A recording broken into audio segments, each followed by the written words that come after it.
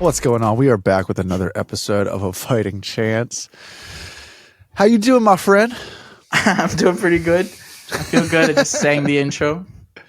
I like that. That was nice. Honestly, I've heard I've been in bands. I've had songs that people have sang, and Yeah. this kind of made me feel like a little bit of a blast from the past of maybe some young lady fans singing my music.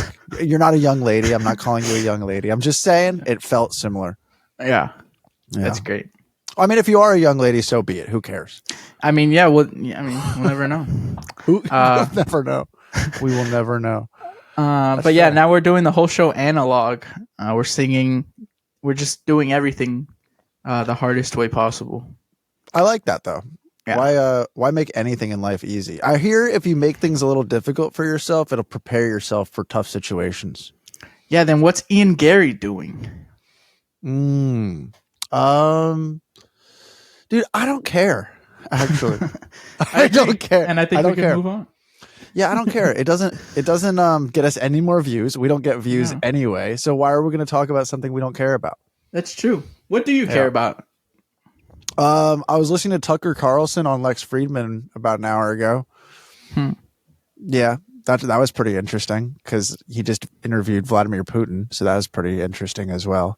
Yes, and Lex is good at his job, and by his job, it's hard to even say job because he's just somebody who cares about listening to all forms of conversation, and I admire that as somebody who likes listening to all sides of life and all walks of life. It's just it's nice to hear Lex's just, I don't know, it might be like the most refreshing approach to it that exists currently.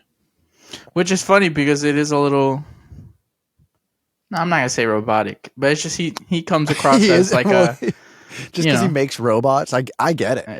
Yeah. I mean, the dude is a robot pretty much. Dude, have you ever heard him play guitar? Yes, he's really good.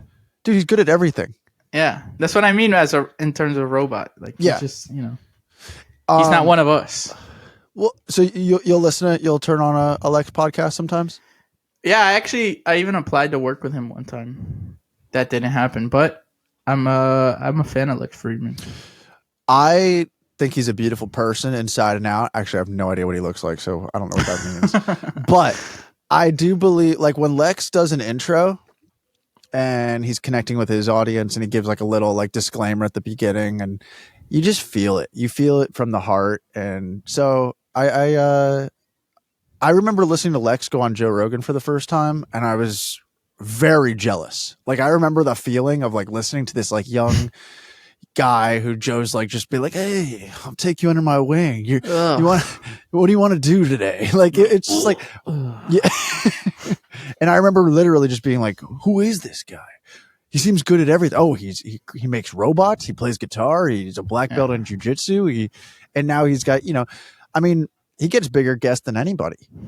Yeah, and for 3 hours too. Like, not a 25-minute hoopla. No, and it's I mean, some of the best political debates, some of the best just really anything you want to hear. I've listened to some of the just my favorite conversations in the past few years on his platform. That's true. Yeah, that's my answer to what your question was. What are you excited about?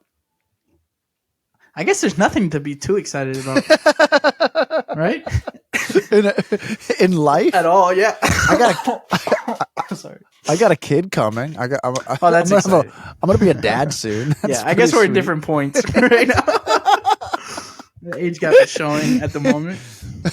Yeah. No, yeah, my wife's very large. She's about to pop a baby out, which is crazy. So I'm pretty excited about that. Was it in May?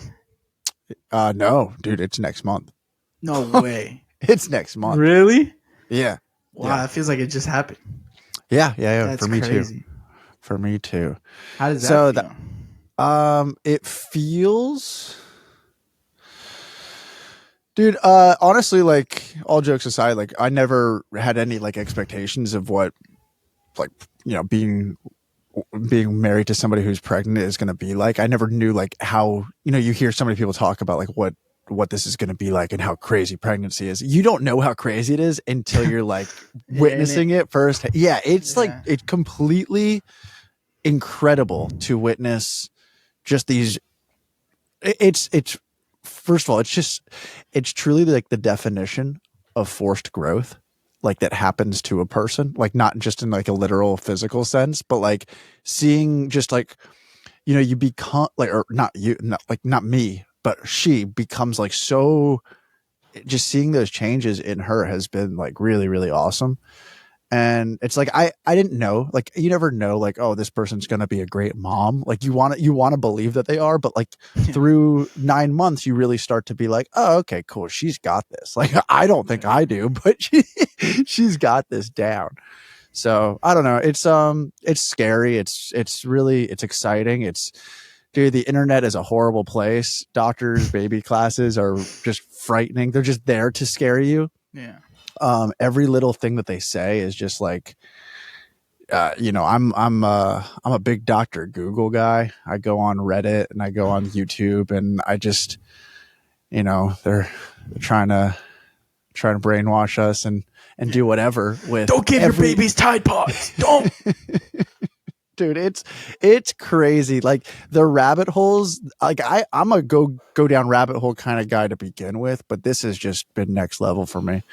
Yeah. And I, dude, I said like months ago, I was like, as long as we get to this point, like everything will be less stressful. I'm an idiot, dude. It just gets worse. It gets worse, yeah. It just gets worse. It's just gonna be just continually more.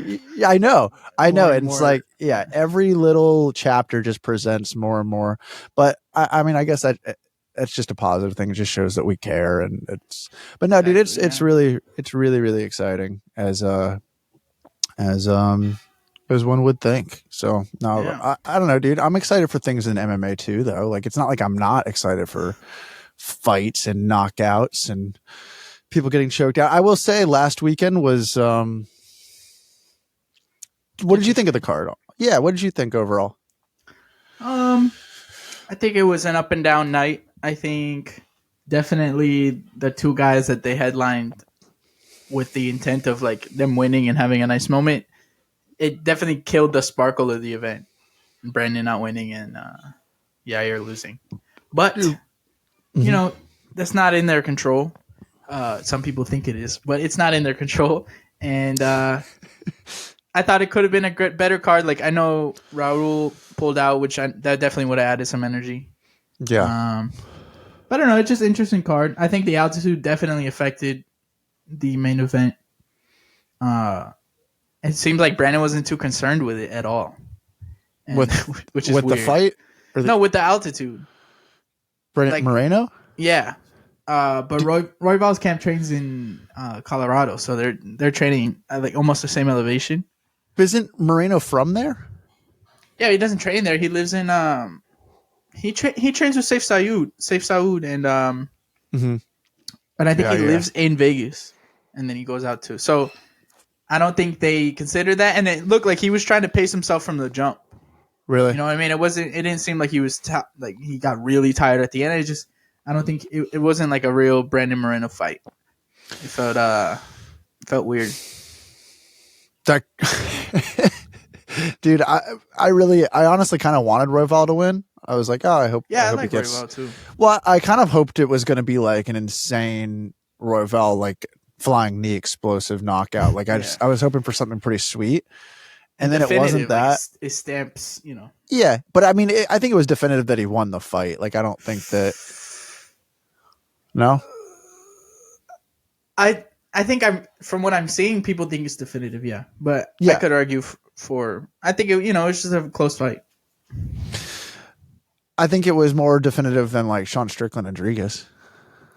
Yeah, because Brandon definitely slowed down in the later rounds, but for me, what I would look at is the damage. Like he was definitely landing the harder strikes more. Moreno, Royval was landing technically, like they counted the strikes, but it was a lot of touching and not really. He wasn't hitting Brandon. It was hitting a lot of arms and shoulders. So I feel like stuff like that it stuffs the stat pad, and people look at that and are like, oh, but look, it struck him by 50 strikes. how much of those 50 strikes are just little taps to your elbow and stuff like that. So, things to consider, I guess. I know you told me that you turned the TV off at the end when I was texting you about the post-fight speech, and like Roval was, talking, trying to, I'm fourth generation Mexican, like all this. I saw that first part and then I turned it off after that. Why did you turn it off? Just because you were just? Well, it was a late card. It felt like really long. Yeah, dude, I really was serious. I only watched the last 3 fights. Yeah, I mean, you didn't miss too much. But what did you make of Royval in the mic? That he did the best he could. I mean, like, it's kind of hard to relate to people when you can't speak their language. It bums me out, man. It actually bummed me out because it's like these are really Royval seems like a good guy, Yeah. He seems like a really nice guy. He seems like a guy who's probably come from, some like a struggle of a background. Seems like a guy who just is little. I don't mean the word desperate in a negative way, but just desperate for love, like desperate for some, give me my due, give me some acknowledgement, because the more fans that a person has, the more opportunities they'll get, the more, potential financial reward at the end. Like all of these things come from fans loving you. Yeah. And I just like, he's like, I feel like he's a cool guy. And like, I feel like there's like, all of these fighters just need that one moment, and like, it sucks because you can't force that moment. Where it's like you're going to win over everyone. And it's like you're in Brandon Moreno's territory who has had countless of those moments where, man, I wish Moreno got that fight earlier. Like a year ago. A year ago, Moreno in Mexico would have been so much bigger. Yeah. Yeah, when he was champ. For sure. They definitely they blew it there. They blew it when Yair had the belt, when Irene was fighting. Like I think they realized that because then now they're trying to make up for it this year. But with Royval, I don't know. It seems like going through his earlier fights, it was what you were saying. Like he wanted to be a fan favorite. He was getting crazy finishes. Everything was definitive. And then these last couple fights, I guess he's in his head more. It's more on the line. I know, and it made me sad because I could hear him in his head just being like, what is it? Like what do I need to do? And it was like he was, I know, and that's how it felt. Yeah. That's how it felt. Like a plead. Right. Cry for help. Right, which doesn't always land. No. I mean, he was crying walking out to the cage. Like this was an emotional roller coaster. But I mean, again, he got the win, so you can't say anything. He was crying on his walkout? Yeah. What do you make of that?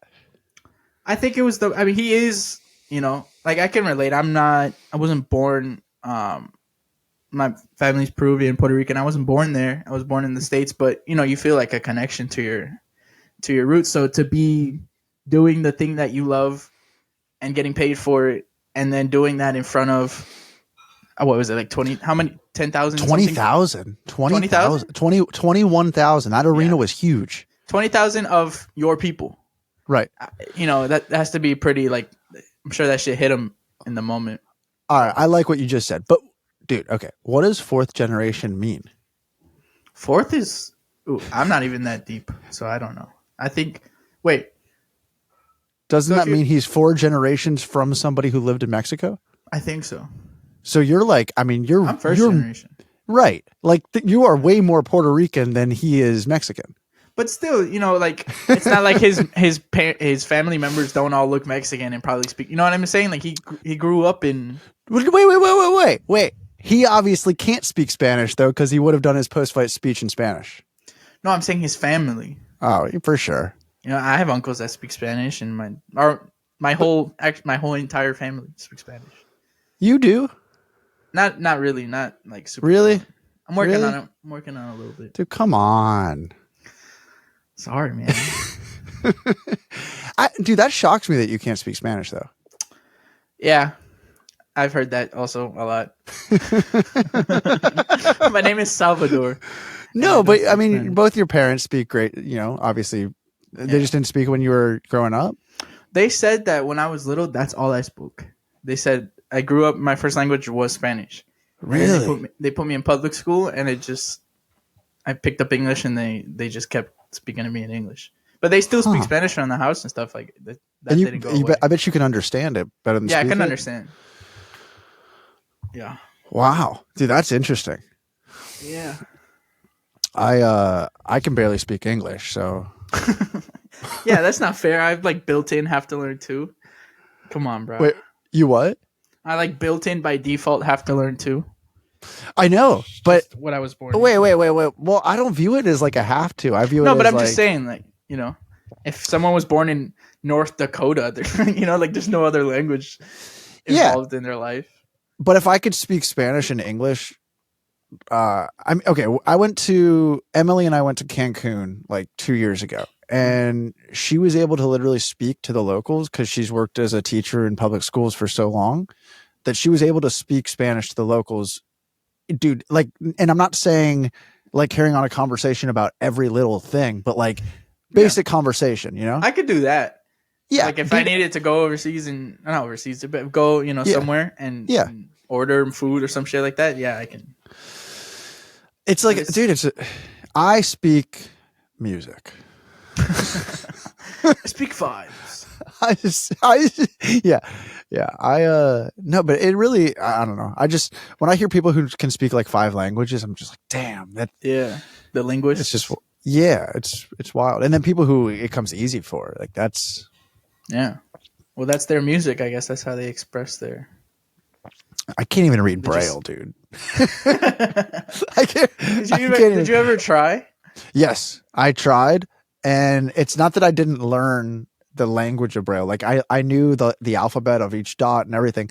My fingers were so calloused at that point by guitar because I lost my sight when I was 11, and then, dude, I couldn't feel the dots. I literally could not feel the dots because my fingers were so calloused. I have a So, question. yeah, Because like out in life, I will see Yes. stuff on things like say an IRL. ATM. Yeah, I'll see stuff in life like on an ATM or on this that has stuff that's Braille on it. yeah. Like, How how are does- they going to find that? Yeah, how do they expect you to know where, Where the ATM is Yeah, or where the Braille part on the what I on mean? the ATM machine? Yeah. Great question. And Like, how honestly, do you go about that? well, you dude, I don't because I can't read Braille. True, bad person to ask the question too. Dude, I'm like the worst blind guy ever. Like literally, if you were to That's not ask true me, now. it is though. Like honestly, I'm a blind person who has made I've really made this life what I've decided for it to be for myself, and there's a lot of good that comes with that, and honestly there's some like things that are a little less than good, like where I focused a lot on my earlier years of losing my sight on like friendships and learning guitar and being in bands and whatnot. Like I didn't spend those pivotal years on like learning independence as being somebody who's blind, like learning how to walk with a cane, learning how to walk with a dog, learning how to read Braille. Like, but I always told myself, I mean, I was always with friends. I always had, whether it was a band or a girlfriend or like somebody who was with me in all situations. I mean, somebody could be like, oh, well, what if you wanted to go do something by yourself? It's like, I never wanted to. Like, I just, like, it's weird, but I never experienced that. And like, when it comes to like the Braille side of things, by the time I was reading a lot of books, there, like Audible was already out and there was so many books on tape but like, dude, I mean, I had blind teachers. I mean, not blind, like visual, teaching you how to transition from being sighted to being blind. That my way, my parents' way, like of my like years of adaptation were, it definitely went against the public, like the way that people would approach a situation when somebody's losing their sight. And honestly, I'm not saying like my way was better or worse. I think there's a lot of pros that come with the way that I've lived, and there's definitely some cons for sure. Like, I mean, I hear people who, one thing is like, currently I've watched like people read like books to their kids, like who are blind by Braille. And Oh, wow. I hear that and I'm like, damn, I can't do that. And like that's like the one thing that I've heard recently. I mean, of course, like driving my kid's gonna like not being able to drive my kid's gonna suck, and not being able to like just be like, hey, let's just go do father son activity. Like those kinds of things are, but I couldn't do that if I, by being blind. No blind person's driving a car anyway. But I mean, like you'll get to do that with him when he's older.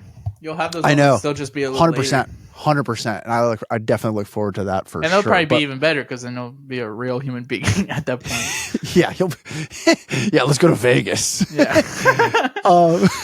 Dude, but the book thing was interesting because I was like listening to this dude on YouTube reading a book to his kid who was just born. And I was like, that seems really, really cool. Because I don't know. I mean, I remember my parents having story time with me, and it's significant. And there, I don't know, hearing your parents' voice reading something to you is you digest the information differently. Like it's good. Dude, I read all the Harry Potters with my mom. Like I remember those times. Damn, she's a trooper. Those are long ass books. Dude, it was my mom and I read some of the Harry Potter books while I was losing my sight. And we would literally switch off page. So she would read a page and I would read a page like while I was losing my sight. Yeah, it was crazy. Yeah. They're good books. I like those books. I've read, I think I read two and a half, and I've seen all the movies. So I'm a fan. Yeah. Dude, I just saw a movie. Speaking of Harry Potter, I just saw a movie called Weird, and it's about Weird Al Yankovic. Yeah. But it's the guy who plays Harry Potter. Is Weird Al. How is it? It's awesome. It's like I guess it's like a surrealist take on his life, so nothing is like accurate. It's just Weird Al did a parody about his life basically, which is dude. You're who told me about the Nick Cage. Yeah, the Nick Cage movie, right? Yeah. I've now seen it twice. It is so. You saw it and you liked it? Oh, I've seen it twice. Oh man. I told you when I watched it the first time. Yeah. Dude, it is such a good movie. We're literally, I mean, my whole family was like crying, laughing in the theater. Oh, man, awesome. That would have been fun in theater. Yeah. That would have been really fun. Yeah, check this one out. It has a similar vibe to it. Like it doesn't take itself serious at all. Uh-huh. It's funny. Yeah, so you did watch all of Israel Adesanya on Theo Vaughn? I'm not all of it. I'm almost through it. But it's definitely interesting. I never know how deep the Izzy was rich growing up lore was. Is it fake? No, it's real. He confirmed it on the podcast. He he does? He grew up wealthy. Yeah, but no, I'm not saying that's bad. I just didn't know. For some reason I thought he had come from, but that was Kamaru, I think, that came from like. No, Israel made it sound this way. What do you mean? 100% Izzy made it sound like he grew up without money. Oh yeah. But, so it was interesting. So is he apologizing for how he came off? What's happening? No, it wasn't even like in relation to that. It was just he brought that up he was telling a story or whatever. He's like, yeah, I was wealthy when I came up, but it was different because they used to make me do chores and stuff. Like that was his. It's like, yeah. Wait, whoa. So chores, he's saying he had bro. hardship because he had to do chores? That was literally, yeah. That was what he said. Which is like, just own it, bro. You grew up wealthy and then like, they allowed you to be creative and you got to do what you wanted to do. And you're still like world champion. I don't know. It felt a little, it's a hard thing, dude, because today it is a really hard thing because people will instantly just dismiss you. Yeah, which is weird because I mean, like you still did the thing. You know what I mean? The thing is done and people are paying attention to the thing. So how can you discount, like they did it. Right. End of story. Yeah. No, people aren't watching him because he didn't have money grow up and then he's a world champion kickboxer. People are watching him because of how talented he was. Exactly. Dude can fight, regardless if he grew up wealthy or not. Dude could fight. Dude could fight. I think I said can, but it sounded like could. No, it's could though is the real answer. Oh, could. He currently cannot. You think he's cooked? He's a has-been. For real. So you're saying if he fights Dricus du Plessis for the title in Africa, he's done for? Drigas is going to win that fight for sure. Ugh. For sure. Ugh. For sure. I will root against Dricus du Plessis every single time for the end of. Why? Drigas is awesome, dude. Drigas is a Chad. I don't know. It's not him. Like him himself is fine. It's just I really cannot stand watching him fight. It just makes no sense to me how he is so effective and so ass at the same time. It makes no sense. Dude, did you actually watch any Sewer King's videos? Yeah, I did, and I turned it off not that long after turning it on. What is wrong? Your level of like being able to intake just hater shit is much higher than me. I can't. Is it? What does it do to you? Just curious. It's like because I after agree. A while. Really? Yeah. You don't like, you don't I enjoy the shtick. But you don't enjoy it from like a comedy standpoint? Not like with how, and this is, I don't mean vulgar like I don't like people that are vulgar, but how vulgar he is with it, where it's just like, oh, this guy fucking sucks. It's like, it's not as clever as. Oh, come on. You didn't give it a chance then if you don't, because there's a lot of clever in there. Yeah, maybe I get what you mean. I get what you mean.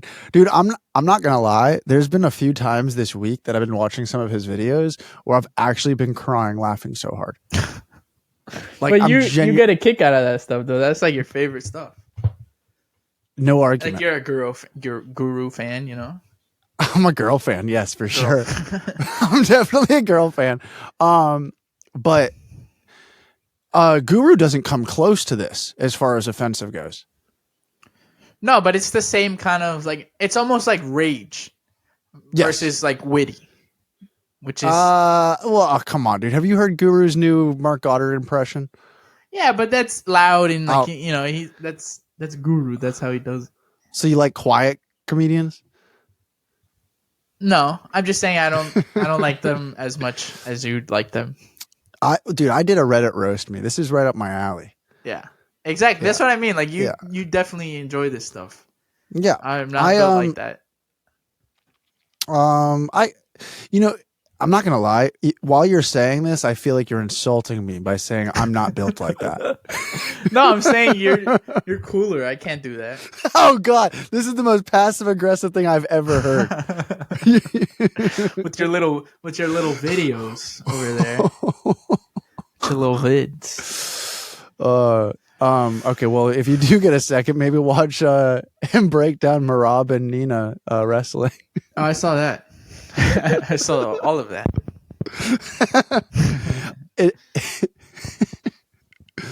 I don't know. All right. Well, have you still been doing any picks on your MMA thing? No, I have not been doing picks, but if you wanted picks, you can do some picks. No, with this card is a little lackluster this week. No, but what's that website called? I'll punch you. No. The website that you were making some profits off of. Yeah, have you still been doing anything on there? Dude, I think they shut down their tournament division. Why? Like what I was doing, I think they shut all of that down. I don't think they were making too much money off of it. Were they having to pay people out too much? I don't know. I just know it was there and then it was not there the next day. So. Did you see Sean Strickland with the Navy SEALs? No. Oh my gosh, I haven't seen too much of Sean. I know that there was the Sneeko thing and then no, this was he got like booted from a racing thing or something like that. Okay, no, Sean Strickland just called out basically any Navy SEAL who wants to come train with him. And basically he said, if you come train with me for a week, I will break you. Is what he said to the Navy SEALs. He's the new David Goggins. And a Navy SEAL responded by being like, while you're busy fighting for your purse, we're fighting for your freedom. Damn. Yeah, it was. That's a weird move from Sean. He's usually pretty pro, I think he was, for sure. But he's definitely pro-military, but this was just, I don't know. I think he was being genuine. I think he was saying like, I think it all comes down to the amount that he spars. Like I just think Navy SEALs aren't. Yeah, well, no. That's not what I'm saying. I'm saying he really is a great fighter. Navy SEALs are great soldiers. Like this, it's a huge. But why challenge them? I don't know. It's crazy because because of the CT. He's in he's been. I guess you could say not acting out because it's Sean Strickland. Like this is what he does, but I feel like it's been more frequent that shit's been going down with him since he lost the belt. Like he's starting to. I don't know. Maybe, do you think it's the loss of the belt or crying on Theo? No, because I think ultimately the Theo thing gained him more fans than it did. Like there was there's the initial like, oh pussy, why are you crying? And then the actual people are like, okay, it's cool to see that he can be vulnerable and shit like that. Yeah. But yeah, I think the losing the belt to the guy that made fun of your, trauma, and then you had to like get in an altercation with in an arena. And he seems a little like, not bitter, but just like annoyed with the whole situation, like with how it ended. Kind of a bad decision. I like the him and Frustrated Machine Gun Kelly thing. Yes, I like that. I always like that. Yeah. Dude, that's really ridiculous though. Like that whole power slap just it seems like Dana's just got this like hang of celebrities that just shouldn't be anywhere around. Dana's really clever with that. Like dude, he has celebs come to it, and now they're like, "Oh yeah, man, I love the power slap event and the vibe." And they're never talking about, "Oh, it's so entertaining to watch somebody do the same thing fucking 50 times." No, they're talking about I get party. Exactly, I got to go and I saw this and person the betting, and I saw it's a whole show. It's a whole. So he saw that the actual sporting whatever they're doing on the stage was not the seller, I guess, and now he's pivoting to like, it's a great event, it's a great atmosphere. It's the Apex, bro. Like it's it's the same thing. Yeah, it is crazy though how like the domino effect of okay, cool, we're streaming all of this on Rumble, we've got this many views, and then we've got these people streaming it on. I mean, to calculate how many people could possibly be watching one of those events live based off of the amount of like streamers who are there and streaming it on their platforms. It really is. I mean, he is just glowing. He's glowing about what he's accomplishing with it. I think he's almost right now he's like talking it into happening. So even if it is not happening at the moment, it's starting to happen because he's saying it so much that it's going to happen eventually. So he's in like that's that thing that he said that like if you put the NFL, NBA, and blah blah blah, all their numbers, triple it times 4. We got more. Obviously, that's bullshit. It's like he was in full promoter mode, but people take it at face value. But he's he's a marketing promotional mastermind. But I think it might be true. But I think it actually might be true when it comes to people who are watching on these like alternative platforms, like so who are watching it on streamers platforms. No, but that's not what he said. He said clips. He said, take our clips, put it against the NFL's, NBA, NHL, MLB, their clips on social media, on TikTok, Instagram, and all that. Double their numbers times 4 or quadruple the numbers, and we'll have better numbers than that. That's a complete fib. Like, the NBA pulls in 1 million views every time they put something up. Yeah, but does the NBA have Neon coming to their events and getting kicked out? Oh, hey, that's your age group, Gen Z. Hey, don't tie me in with Machine Gun Kelly, please. What the hell? He's your generation. What do you mean? No, I said Neon. Oh, that okay. little that street, dude. That kid's dumb. Dude, what? I've been hearing so much lately about these streamers who are like doing these streams where like they'll basically like get into like fights. Like people are watching them like fight random people. Do you know what I'm talking about? Yeah, what is happening? Jack or some shit like that. Yeah. What's happening? The world is going crazy and there's nothing to get excited for anymore. It's all But over. how is this not illegal? Like what is going on? I mean, I think it is. I don't think it's a matter of not illegal versus illegal. I think they're just doing it, and now Okay. they get to record it and make money from it. So hear me out. Okay, Yeah. I go around my neighborhood with a seeing eye cane, and I just start whacking people with it. Yeah, and you can get away with it too. You're just like, sorry, I Yeah, just and didn't I'm see like, that. put a bag, and I'm just like streaming. Do you think I could make some? Do you think I could get some clips? If you did a blind guy Yeah. runs loose in the streets stream, I think that would be pretty awesome. Just strap a GoPro to your forehead and just Because I'm see done. what happens. I'm so over the guitar. I'm so over like I'm fighting for the same people to just come click on my stream every single day. Yeah. And at this point, I'm ready to just rage and just run it. around loose. Just fucking go nuts, go full Britney Spears, shave your head, put a GoPro, maybe get one of those hoverboards, something. I don't know. Yeah, Get creative. Mm-hmm. Yeah, I'll go with you, and we'll just run around the streets together. A fighting chance! Oh, just yelling at people. I mean, it just seems like the craziest stuff works. We can do a whole series where we recreate finishing combos from UFC fights on random people in the street. So I'll do like the Cowboy Cerrone versus Rick Story combo on just like a random homeless man. And that's I don't think you can say that. I didn't do it. Oh, okay. Right. This is a hypothetical. For sure. For the stream, man. For the stream, so it's fine. Anything. Yeah, anything for the stream. Uh-huh. But yeah, that's life, I guess. Now, that's what's happening. Well, that's good. That's good. I support it. Are you looking forward to any fights this weekend? Flat out, just no. Yeah. Oh no! Now I'm looking at it. I'm lying. Yeah, it's an early card.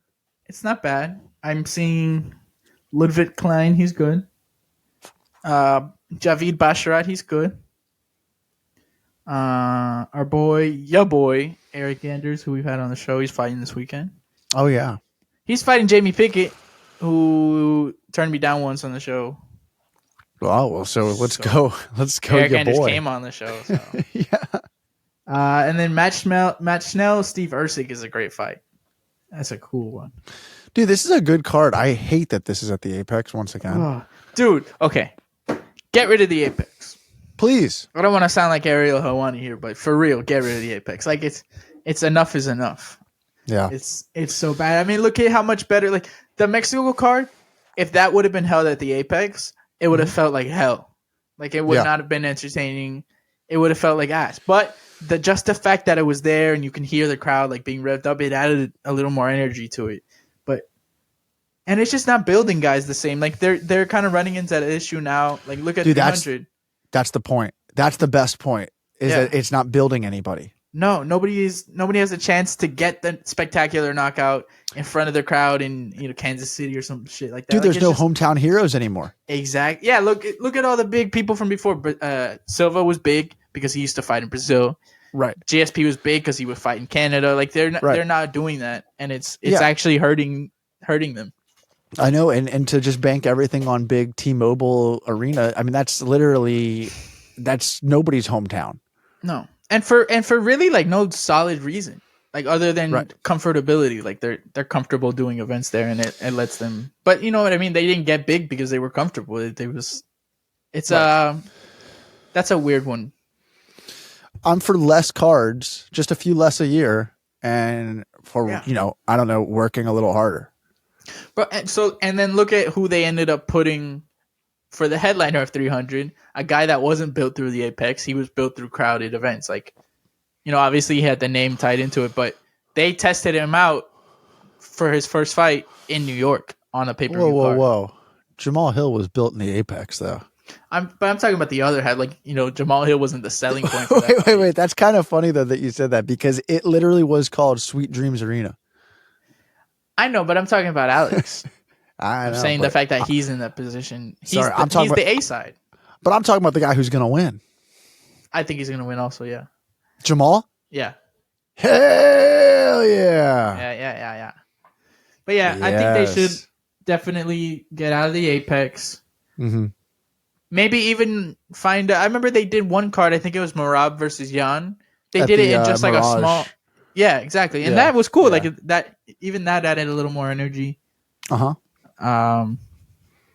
Yeah, it just feels like they're stuck in that era. Like no other sport has stayed doing that. The bubble didn't stay around for the NBA or any of that. No, shit. but I think Vegas is part of the problem. Staying in Vegas it's so easy for them, but there's no hometown heroes. No. And I think that's important. I mean, dude, I was actually listening to a conversation about this recently, and they were naming the places that the UFC used to go before the pandemic. It's everywhere. I had no idea. Because that's when I got into the UFC. Dude, they came here to Sunrise. Like, dude, it's such a. But they were naming the amount of countries, like the random places, the random cities in random European countries that they would go to. Cards.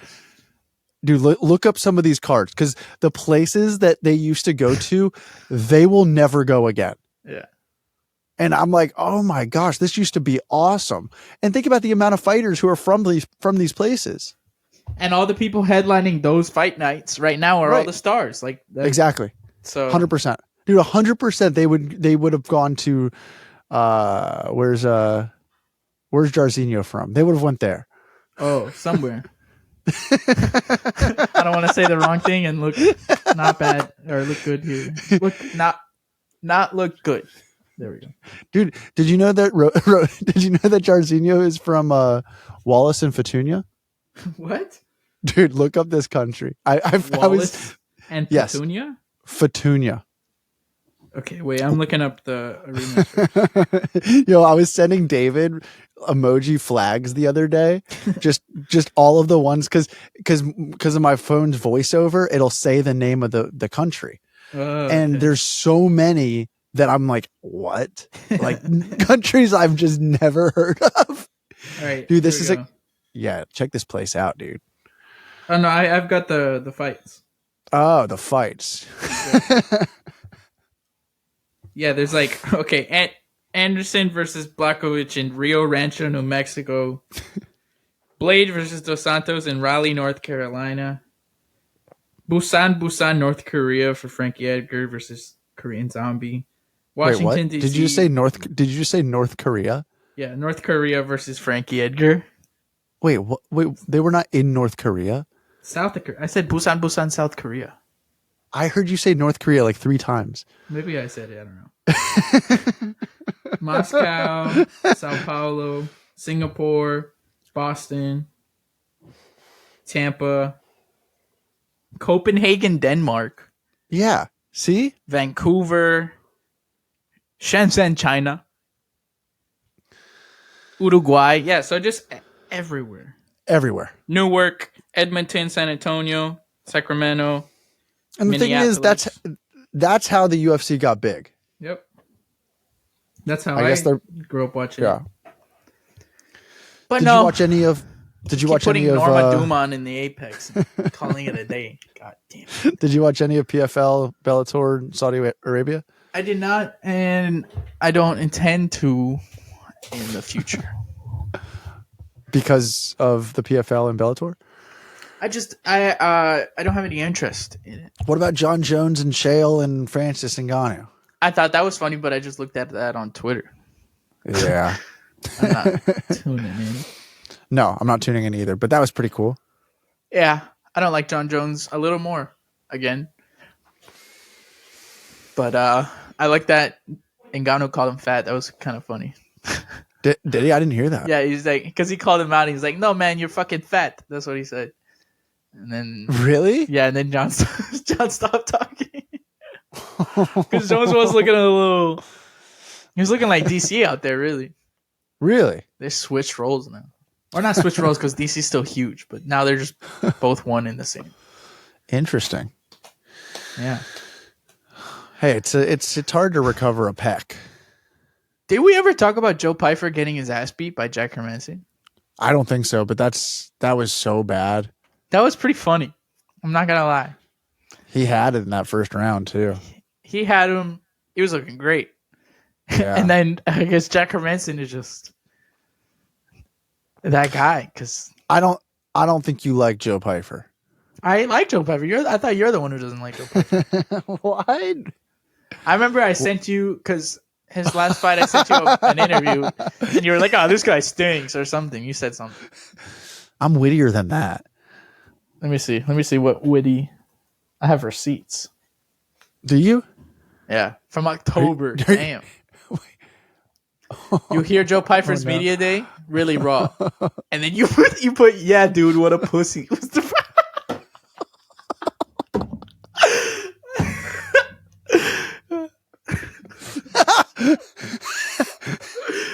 yeah, dude, what a pussy. I never sent you a text like that again. Well, clearly I knew something because he got his ass kicked by Jack Hermanson. That actually aged. That text aged well. Yes, I guess technically. I don't know, man. Like, I get it. If you're gonna have that level of a chip on your shoulder, you just gotta win. And I know that somebody's gonna lose, and I know that that's gonna happen. But maybe just have a little bit less of a chip on your shoulder, and it'll look better, and it'll age better. Does that make sense? I think it's the same shit with him and Sean, where they're just very troubled human. Like, they haven't really, as much as he says, I've worked through that and stuff like that. He's just not. No, I agree with you. But the difference is between Sean is Sean walks out there saying it's anybody's fight on any day. We're getting in there and doing the man dance. Where Pfeiffer will get in there and he'll literally say he's going to walk through everybody, and nobody's on his level. Nobody trains his like. It's a different kind of guy though. Like Sean's from California. He's a little more laid back. This guy's like a Philly guy. You know how Philly guys are. You're annoying. So I'm just saying, like, they're down there, they're a little more, puff your chest out. He's also a massive dude. Like, I guess that Sean is not really physically like a specimen, but Joe Pfeiffer. Okay. No, I'm just saying in comparison to, like, he's kind of like an average size middleweight. Sure. Well, look what Joe Pfeiffer is a human. Like, look what Jack did to Joe, and look what Sean did to Jack. No, I'm saying in terms of like how they carry themselves, not literally in the fight, but I see like similarities, and he just goes about it differently than Sean. Yeah, and that's what I'm saying. I'm not trying to hate on anybody who's got like unresolved childhood trauma either. Like, it's, but I don't know. I mean, you called him a pussy. That wasn't me. I didn't realize when you said I got receipts, you really had receipts that quickly. Dude, I got it right here. All he typed in was Joe Pfeiffer, and that popped up immediately. Well, now I've learned. I'm done texting you. Let's see what else I can pull up. Wait. Read my text about the Daniel Zellhuber fight from last weekend. Okay. I was so confused. I couldn't tell if you were messing with me because I was enjoying the fight. I was 100% honest. Okay.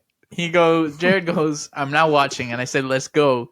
My God, Zellhuber is awesome. And he puts, awesome, ? That fight went 15 minutes. I'm confused. And I was like, he just beat the living shit out of Prado. He's like, clearly they're not going to the judges. What did that even mean? What? Oh, clearly not. Like, clearly. And then I said, is your favorite fighter Movsar Evlov? And you said, no, least favorite. And then that's where it went from there. No. There's one more. He said, if I wanted to hear scorecards, I would watch soccer or football or whatever the fuck. I literally just got home from Mullen Range, the musical, with my mom and Emily, and it was 10 times more masculine than that fight. Moulin Rouge, the musical. How did I say it? Moulin Rogue? Yeah. Yeah. I like that better. Moulin Rogue. Hey, it was a sick play, though. I'm not going to lie. Plays. You're into plays, huh? The SpongeBob play? I mean, what's going on? Yeah, dude, I'm in for a good time. Yeah. I'm into all forms of entertainment.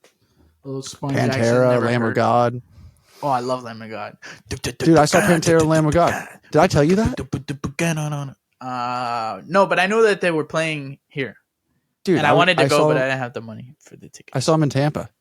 Were they good? Emily's parents got me a ticket for Christmas. And I saw them in Wait. You Tampa. mean you saw Lamb of God and Phil Anselmo with 3 other guys? Oh, dude, you are so wrong with that statement. Come on.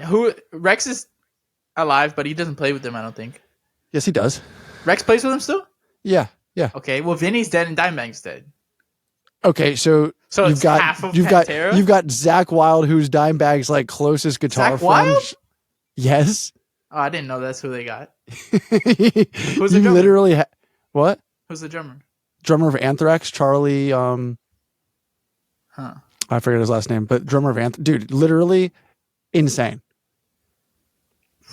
Insane. Yeah, I wanted to see it. And maybe next time. Dude, Lamb of God's new drummer. I've been seeing people giving him shit, but he sounds pretty good. Who's giving him shit? Like old fans that want the other guy back. Like they miss the other guy. I mean, who was? I love Chris Adler, old Lamb of God drummer. Love him. Amazing. This guy, I totally am blanking on his name right now. Yeah. I've never been more blown away by a drummer in my life. Really? Yes. He is like truly a perfect metal drummer. And he's got like flair also with his fills. That's like a hell of a role to step in. To fill in. It's insane. The drummer of Lamb of God is fucking insane. Dude, so they grew up like on tour opening for Lamb of God, this new guy with his old band. Oh, really? And yeah, so I was listening to, you ever watch Drumeo? Yeah. All the time. Great channel. But he did like you got to check this guy out on Drumeo. It was an awesome like hour long sit down. And I was listening to it, and he's talking about how important it was. Like he was just hanging out with the guys in Lamb of God. Like they were just partying like every night together, and he just became close with them while being on the road, like on like Rock Mayhem tours and whatnot. Yeah. And then he got the call, and they're like, "Why don't you just come try out? Like just see how it goes down." And he goes, "First and foremost, like our friendship just means way more to me than like the business side of things." So they were just boys, like before anything, and he could also crush the parts. That's perfect. So the chemistry was there already. The chemistry is there, and then he is a machine. His name is Art Cruz, by the way. A machine. Like I was just like it's like everything in that band is honestly kind of like because I mean the guitar parts, like everything is so heavy, but he is technically. Honestly, he is kind of the band. Are you familiar with Matt Gartzka? I sure am. Oh. That guy. I am not sure how he does anything that he does. Because I play drums. I understand. If I hear something, for the most part, I can kind of be like, okay, I see what they're doing, blah, blah, blah. But when he plays... you don't understand what's happening. Yeah, I'm just not even angry, just confused. Yeah, there's guitar players who are like that too, for me. I saw him do an accented blast beat one time. Yeah. What? It's Animals as Leaders once they got him, it went from the programmed metal sounding Animals as Leaders to like some shit. Dude, yeah, it can still be the polyrhythmic metal stuff. Like they still have that element to it, but then it's also just genius like world music as well. I'm not gonna lie though, some of their that first album is the best album. It's really, really, really good. I still think it's their best album because it's all Tosin. It's all Tosin. Yeah, but I still think that those are the best songs that they ever wrote. Yeah, and it's so heavy. It's just like it's more it's a little angstier than the rest of it. Actually makes me happy that album has like lasted like for like that you've gone back and listened to it, because like that's like that first Animals as Leaders album, my friends and I were listening to that like stoned out of our minds in high school. Like that's like no seriously, like we were like that album, like we were still like 18, like 17, 18-year-olds, and like when that album came out, it's all we listened to. Like dude, that's awesome. Literally and can I play songs on here? We'll just get kicked off, but sure. I'll mute it. I'll just call yeah. No, that first, I mean, honestly, So Misha Manzoor is who produced that first album, I think. Bulb. Misha? Yeah. The guy from Periphery. Oh, okay, that makes sense. That definitely, Yeah. their mixing sounds the same. Yeah. But yeah, I think the mixing on that album is a little different than the rest. He mixed all of them? All the records? Yeah. No, just that one. Oh, okay. I think Yeah, he, that one produced it. definitely sounds very different from the rest. Yeah. The first three And are very, very, very different from each other.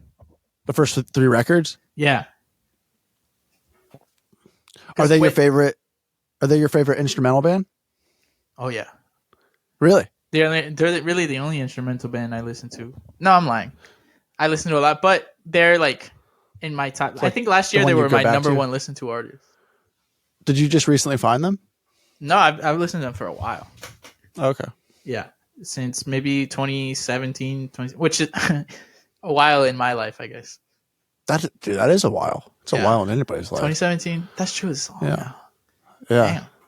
Damn. Yeah. Ugh. Don't want to think about that. But yeah, Joy Emotion, great album. I have that on repeat all the time. That's the name of that album? That's the name of the one with most of their more famous songs.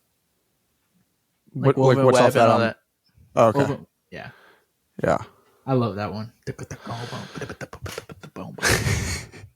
You ever sit down to try to learn any of them? Yeah, I've learned Physical Education. I can play on the drums, kind of. Really?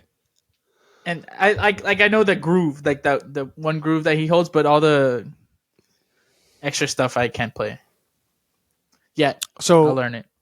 But like, how is learning something like that? Like, do you just sit down and like just listen and it comes like, does the groove come natural for you or? Most of it is I've listened to them for so long, so I know the songs just anyway. And so when I'm sitting down, I'm just trying to like translate it, if that makes sense.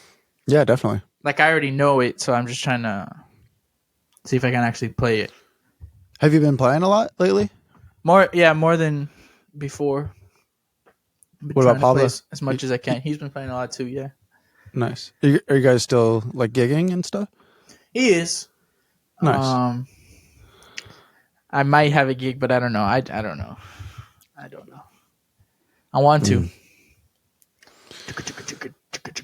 You know? What stuff is he gigging with? Church stuff he's doing right now. Really? Like he's playing at churches? At one church. He's playing at one church, yeah. That's cool. Yeah, it's the church that Tyreek Hill goes to. Tyreek Hill? Yeah. Who's that? Football guy. Really? I thought you knew about football for some reason. What makes you think I know about football? Well, he's like a big name. Like I barely know about football, but I know he's like a bigger name. But yeah, drums, nice, fun stuff. Drums That's hitting awesome. things. Yeah. Well, I'm not gonna lie. I think it's the most fun I've had talking to you, like on doing a podcast, like that we haven't just talked MMA. I like this a lot. Yeah, it was good. Yeah, because honestly, it's just other than $2.99 coming up. Well, dude, I think there's more to life than talking about fights. Yeah, I think there's talking about fights, and I. But no, I think you're an insightful human, and it's nice to hear your perspective. You too, my man. Yeah. Do you want to who's going to win the main? Give me your main picks for the main card, and then we'll sign off for this week. Let me see, man. Honestly, man. So, starts off with Matt Schnell, Steve Erceg. I'm gonna go Steve Erceg. I like him. Think he's a good prospect. Matt Schnell's a little chinny sometimes, so I'm going Steve Erceg, Australia. Okay. Then Umar Nurmagomedov versus this guy. You know about this fight, right? So what happened? Because last time I checked, there was a question mark. Yeah, they got in a guy who was he is 17-1, 7 first round finishes, 12 wins by knockout. They just That's pulled who's fighting him from Umar? the local scene. That's who's fighting Umar. Yeah, on a couple weeks' notice. What if he wins? It's possible, dude. But also, I highly doubt it. I'm picking Umar. What are the odds for this fight? They're not even there on the website. I'd have to. Dude, that's crazy. 17-1. Yeah. How many first round finishes? 7. Wow. Dude, that'd be crazy if he won. I mean, look how Diego Lopez did against Mofsar. You know, like this situation is. Yeah. But okay, so you're taking Umar. I'm taking Umar. Yeah, I believe in him. I think he'll be champ one day. And then there's Alex Perez versus Mers. Whoa, that wasn't English. Versus Mers. Alex Perez versus Mohamed Makayev. Another prospect. What do you think about Makayev? Are you high on him? No. That's a weird question. But you know it is. So I said no. I said no regardless. Are you smoking that Makayev pack? No, I'm not high on Makayev. Okay. That fight, I'll go ahead and pick Makayev. Then there's Victor Petrino versus Tyson Pedro. I'm a Tyson Pedro believer since day one, so I'm going to pick Tyson Pedro. So to us, he's from Australia, right? Yeah. Or New Zealand? Okay. Australia. Okay, so 2 Australians on the card? Who's the second? Or more? Steve. Oh, Ursig. Yeah. Yeah. Nice. A little Aussie reciprocation? That's not the word either. Representation. All right. And then I got to lock in for these pronunciations here. Jairzinho Rosenstruik versus Shamil Gaziev. Who is that? Is Shamil the one who got beat by... No. Shamil has not been beat, I believe, ever. Yeah. He's 12-0. What? He came in on the Contender Series last season. He's very hyped up. Very, very hyped. Really? Yeah. I believe we talked about him. Okay, so he's not who I was thinking of. I was thinking he was the guy who beat or lost to Dawkins. I know who you're talking about, and it's not that guy. Okay. This guy, there was something big that he's like somebody's training partner. So he hasn't fought in the UFC yet? No, he has. Wasn't a great fight, but he... Who did he fight? That's what it was. This guy, okay. Mm-hmm. This guy is a lot older right now. I think he's 30-something. Shamil is? Yeah, like he's an older fighter. It's kind of confusing, but it's because he took like a big break in his career. Okay. And then started fighting again. I believe that's what the story was. And now that I'm looking into it, I'm realizing I don't think that's what it was. So don't listen to me. I'm picking him anyway. He's a good grappler, and he's big. Okay. Yeah. Nice. So that's what I all gotta those say picks. about that. I like all of those picks. I'm glad you do because they were really lackluster. Yeah. Like my life. Yeah. Like everything now. Yeah, for sure. Well, my brother, this has been a wonderful episode of A Fighting Chance. Thank you all for tuning in. Please hit the like and subscribe and share with your friends. Wait, should I address? Here, I'll do the outro. Keep going. I don't know my own songs. No, you were talking. Keep going. Oh, sorry. Oh, hey, everybody. Thank you for tuning into another episode of A Fighting Chance. It's been riveting. And yeah, take care. Work on your triplets. And yeah. Tell your mom you love her. Boom. That's the outro. All right. Peace. Later.